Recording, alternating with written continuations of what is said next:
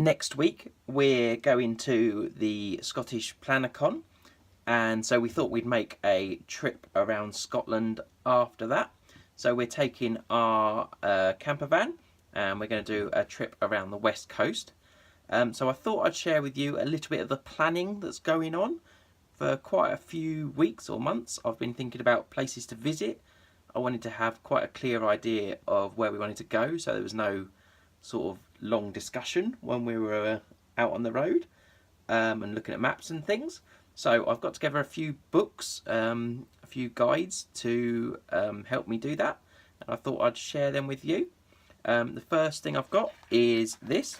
It's my notebooks. So it's a nice little cover. I've been planning lots of different things we're doing this year in it.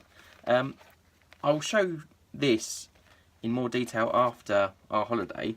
It's got an itinerary of every day in it, split out into daily where we're going to camp, where we're going to drive, like directions in case we can't get any signal on our phones and things, and what we're going to see, the places we're going to visit.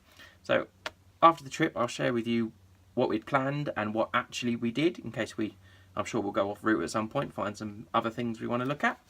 So I will share that in more detail later on.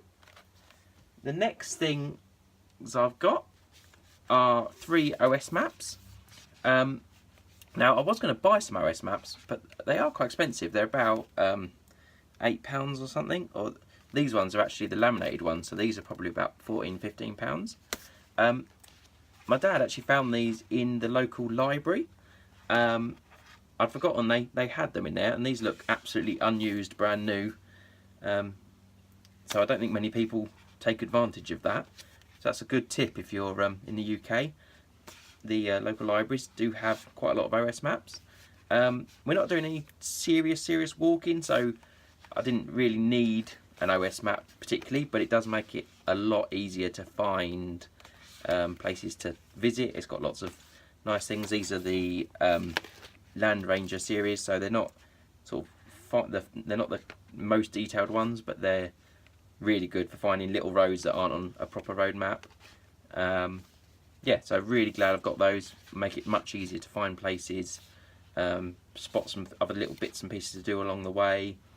Yeah, so I've got the north and south of Skye, and I've got another one that's sort of on the way towards Skye, so places we're planning to visit. So really glad I've got those. The next thing I've got is the Lonely Planet guide. We've actually had this a few years because we've been planning on going to Scotland for quite a few years.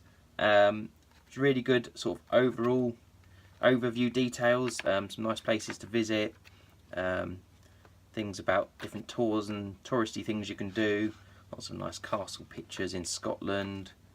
Yeah, so picked out a few things out of there, helped me find some of the beaches I wanted to find, and some of the finer details. So I've used that a little bit. This is a new book we've got. I'll probably do a review of this soon actually. It's quite good. It's from the same people that do the other books that we've got to find different things, to out of the way things. There's one for the southwest that we used last year. So yeah, so this has been quite cool. It's a book to find old wild ruins, sort of tumble down buildings and things. So yeah, there's a few in here that we might visit if they're on our way. Yeah, some really nice things. So I had a look at that during our planning. And then the last thing we've got is this rather beaten up looking map.